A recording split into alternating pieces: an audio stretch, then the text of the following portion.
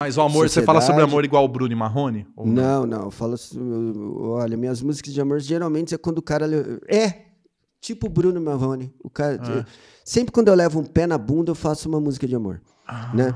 Mas eu falo de um modo mais profundo, né?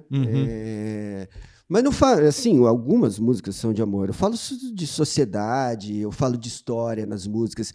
A minha banda nova, que está lançando disco novo agora esse ano, o Obscuro Lavrador, fala muito de história. Por trás das letras está a história da nossa região, a cultura da nossa região, né? E o Obscuro Lavrador é o nome de um personagem histórico aqui da nossa região, que era um grande conquistador de terras. Aí ele chamava José Teodoro de Souza. É? Qual que é? Conta pra mim. Esse cara saiu de Botucatu em 1850 com mais de 1.000 homens fortemente armados, patrocinados por uns fazendeiros de Minas. Falou, pega tudo quanto é terra que você conseguir tomar à frente de Botucatu. Em 1850, Botucatu era uma freguesia de Itapetininga. Depois não tinha nada. E o cara foi tomando tudo, assim, né? E ele, o final da expedição dele descobriu aqui, já tinham, 2 caras já tinham descoberto o Rio Batalha, e eles tomaram todas as áreas aqui, onde nós estamos, Bauru, né? E aí começou a colonização de Bauru, os primeiros pioneiros. Então, aquele famoso Felicíssimo Antônio Pereira, que acho que é a rua maior de Bauru, foi um desses caras que chegou Que ano que era isso? 1850. 1850. Né? Eles ficaram mais de um ano aqui, primeiro lutando contra os indígenas.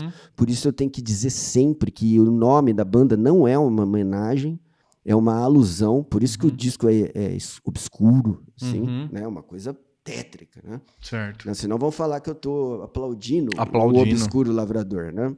Mas não, é uma alusão a um personagem histórico que foi importante. Ele matou muita gente? Matou, cara. Matou muitos indígenas, mas morreu de golpes de burduna de um indígena também. No final, ele acabou morto. E tem uma coisa interessante que tem a ver com cultura, já que nós estamos falando. Ao longo da vida dele, ele conseguiu grilar, o processo de grilagem. Na época, você grilava a terra, né? Você falsificava o documento com um grilinho lá, ele ia amarelando, tornando velho. Ele grilou mais de 200 mil alqueires de terra. E o dia que ele morreu lá, com os golpes de burduna do indígena, do Caigangue, a mulher dele foi até o cartório de Santa Cruz do Rio Pardo, né? Porque ele se estabeleceu ali em São João do Turvo, para ver todas as terras que o marido tinha deixado para ela, e não tinha deixado nenhuma, porque ele era analfabeto. E o sobrinho dele, que sabia ler, ele assinava rogo, que chama na época. O sobrinho dele, que sabia ler, passou todos os 200 mil alqueires para o nome dele. A mulher ficou sem nada, porque ele não sabia ler. Por outro lado, o Felicíssimo Antônio Pereira, que foi o primeiro líder de Bauru, ele foi líder exatamente porque ele era um dos únicos que sabia ler e escrever. Então, ele podia se comunicar com as autoridades na capital do estado, em São Paulo. Legal. A Israeli me contou uma história de Bauru, talvez você possa me ajudar, mudando já o assunto, sobre uma maldição que Bauru tem porque destruiu uma igreja. Ah, sim, a excomunhão. Como foi essa história? Isso foi em 1913, né? Tinha um prefeito aqui, que era o Coronel Manuel Bento da Cruz, o plantador de cidades. O Manuel Bento da Cruz, ele grilou quando ele descobriu que a Noroeste ia sair naquela direção, ele foi tomando todas as terras na frente, porque ele sabia que cada estaçãozinha ia dar origem a uma vila, que podia virar uma cidade. E se a terra fosse dele, quem ia ganhar grana era ele. E ele ficou incrivelmente rico com isso. Ele fundou a São Paulo Land, Lumber and Colonization Company. Ele ficou multibilionário, porque ele pegava as lenhas, a mata toda e exportava.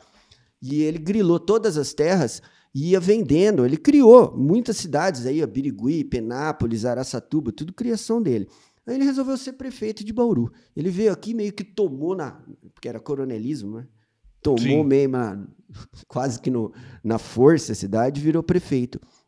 E aí ele quis fazer o jardim lá na Praça Rui Barbosa, que hoje é feia. Antigamente era linda, né? Era um jardim lindo. Hoje é tomado de cracudo lá. Eu passo lá direto. Não, e não é só por causa dos cracudos, não. É por causa que botaram um cimentão, né? E antigamente tinha arquitetonicamente lago. É feia também. Porque antes tinha lago, tinha o jacaré, tinha vários bichinhos, tinha um mini zoológico, tinha muitas árvores. Você pegar uma imagem de como era a praça antes, né? E foi ele que construiu aquela praça. Mas para construir a praça, tinha que derrubar a igrejinha, porque a rua Batista de Carvalho passava bem em cima da igreja.